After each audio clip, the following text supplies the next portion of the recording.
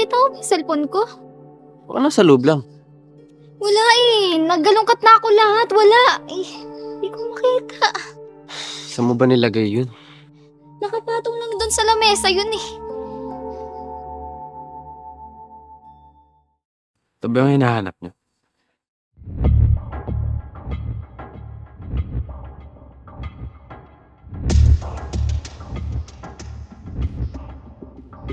Bakit nasa'yo yan? Alam ko ng katotohanan, Kiss.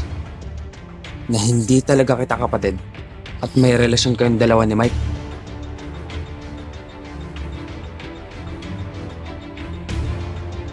Magpapaliwanag ako. Magpapaliwanag?